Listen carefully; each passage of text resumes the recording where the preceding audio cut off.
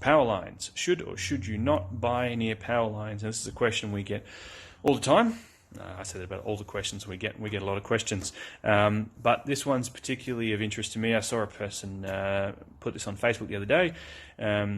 Hey, should I buy this property? It's under power lines. It's way cheaper than all the other properties in the area. That sounds good to me. Should or should I not buy it? The responses were pretty black and white. No, you shouldn't. Don't go anywhere near power lines. No. Or, yeah, that's a great deal. You're never going to find something that cheap. You should definitely go for it. None of those really cover the main reasons why you should or shouldn't buy a property near power lines. So let's just quickly go over those so you can be more educated. The first thing is going to be lender's mortgage insurance. Now, I'm not sure if you're aware of lender's mortgage insurance and how it works, but basically it's when someone doesn't have quite enough deposit. They don't have 20%, they might have 5, 10, 15% deposit, and they're going to need to get the remainder of it insured. So the bank will give them the ability to lend. Now, lender's mortgage insurance can be a little bit finicky sometimes, even if you're buying too close to a city centre that might have a bit of a higher crime rate. If you're buying near, really near anything that has a perceived effect, a negative effect on values, lender's mortgage insurance can be declined or can be reduced.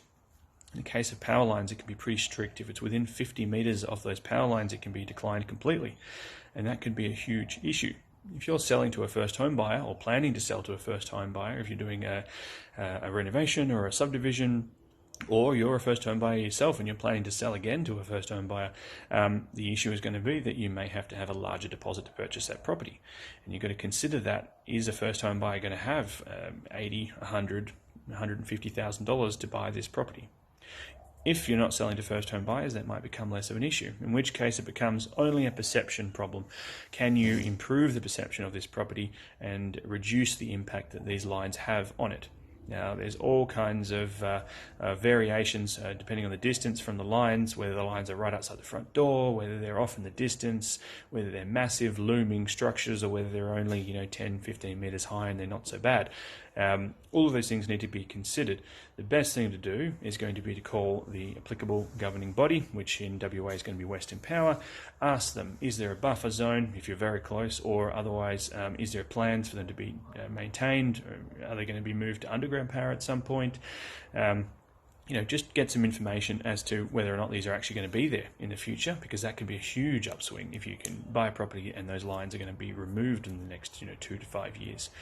Otherwise, can you obscure them? Can you distract from them? If they're right outside the front door, can you draw attention to the back of the house? If they're off in the distance, can you obscure them with screening or trees, something you could grow or produce in the next 2 to 5 years?